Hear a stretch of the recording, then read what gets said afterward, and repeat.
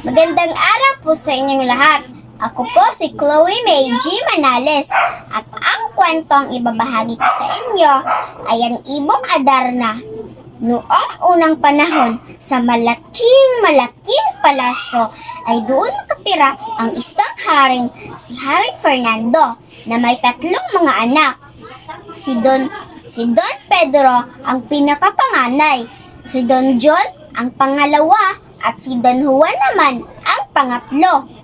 Isang araw, malungkot ang 3 mga anak ni Haring Fernando dahil si Haring Fernando ay bigla tilang nagkasakit. Kaya nalulungkot ang kanyang 3 anak. Tumawag ang kanyang 3 anak ng maraming manggagamot. Ngunit walang nakapagpagaling nito. Ang palaging sinasabi ng mga manggagamot ay ang gamot daw nito ay ang kanta ng Ibong Adarna. Kaya tinawag nila ang pinakamagaling na manggagamot doon sa kanilang mundo. Tinawag nila ito at ang sabi naman ng lalaki, walang gamot na pwedeng magpapagamot sa iyong itay. Ngunit may isang gamot na kailangan niyong hanapin. At ang sabi naman ng magkakapatid, ano po iyon? Gagawin po namin para mapagaling po namin ang aming ama. Yan ang sabi ng 3 magkakapatid. Kailangan nyo ang Ibong Adarna at ipakanta nyo ito sa Haring Fernando.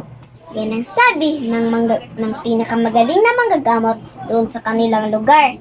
Sabi naman ng matandang lalaki, ang Ibong Adarna na ito ay makikita nyo sa bundok ng Tabor at makikita nyo ang puno ng Peldas Plata at doon nakatira ang Ibong Adarna. Yan ang sabi ng matandang lalaki. Isa-isang hinanap ng mga 3 magkakapatid ang bundok ng Tabor. Nakita ni Pedro ang malaking bundok ng Tabor at hinanap niya doon ang punong pedlas ang punong pedlas ng plata at hindi niya ito nakita at naghintay nang gumabi na natulog siya sa ilalim sa puno. At pagtulog niya doon, ay bigla nakagising na lang siya dahil nakita niya ang Ibong Adarna na kumakanta. Hindi niya ito mapigilan, kaya bigla siyang nakatulog at naging isang bato. Kaya natulog ang Ibong Adarna. Kaya sumunod naman din si Don John. Hinanap ang bundok ng Tabor at hinanap din niya ang puno ng pedlas ng plata. Nang nakita niya ito ay naghintay rin siya na gumabi. Nagtiis siya ng gutom at sakit ng tiyan para mahanap ito. Nang nahanap niya ito ay naghintay siya na gumabi. Nakita niya ang Ibong Adarna. Gusto niya sanang kunin ang Ibong Adarna. Ngunit biglang kumanta ulit ang Ibong Adarna. At hindi niya ito mapigilan dahil sa sobrang ganda ng boses ng Ibong Adarna at nakatulog din siya ng nakatulog katabi ng kanyang kapatid na si Don Pedro at siya ay naging bato din siya. Kaya nag-isip ang kanilang bunso kung bakit wala pa rin ang kanyang mga kapatid. Asa na kaya mga kapatid ko? Bakit hindi ko pa sila nakikita? Hanapin ko ang bundok ng Tabor, pati ang kahoy ng pedlas ng plata. Kaya nagtiis din siya ng gutom at sakit ng tiyan para mahanap niya ang bundok na ito. Nagdala siya ng pandesal at tubig. Kaya naglakbay siya ng naglakbay. Malayo ang kanyang nilakbay. Paglakbay niya ay may natagpuan siyang isang matandang lalaki na nandoon sa kanyang dinadaanan. At ang sabi naman ng matandang lalaki, Iho, may pagkain ka pa dyan kahit kaunti lang. Nagugutom na kasi ako. Dala ng awa, ibinigay ni Don Juan ang kanyang dalang tinapay, pati ang tubig.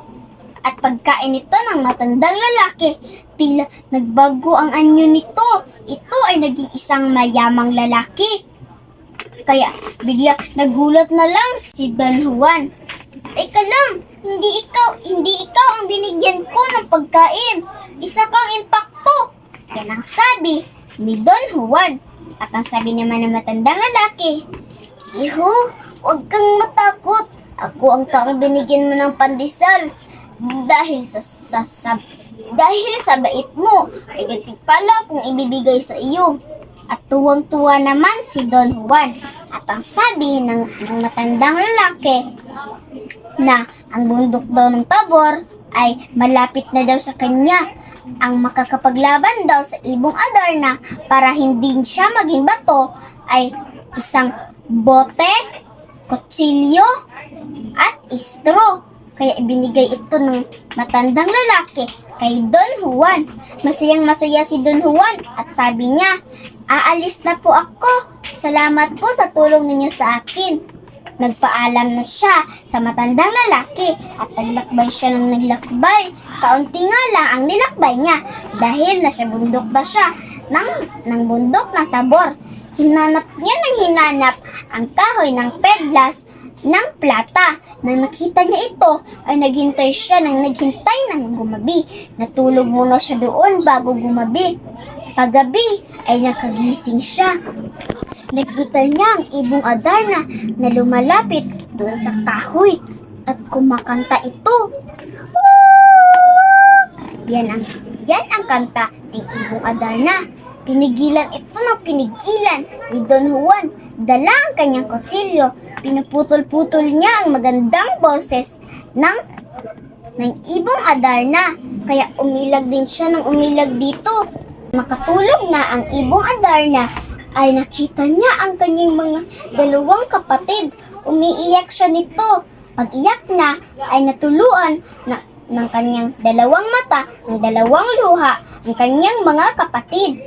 Kaya biglang gumising ang kanyang mga kapatid at sabi ng kanyang mga kapatid, Salamat Don Juan, ginising mo na kami dahil sa magandang boses ng ibong Adarna. Kaya ang sabi naman ni Don Juan, Oo, kinuha ko na ang ibong Adarna. Halika na at umuwi na tayo doon sa ating palasyo. Yan ang sabi ni Don Juan sa kanyang mga kapatid. Kaya nag-iingat sila na naglalakad papunta doon sa palasyo at nakita nila ang kanilang ama na parang mamamatay na. Inilabas ni Don Juan ang ibong Adarna. Gandang boses na mapakikinggan ng kanyang ama. Tila nagulat na lang ang tatlong mga anak ni Haring Fernando dahil himala nakita nila na biglang gumagaling at lumalakas ang kanilang ama.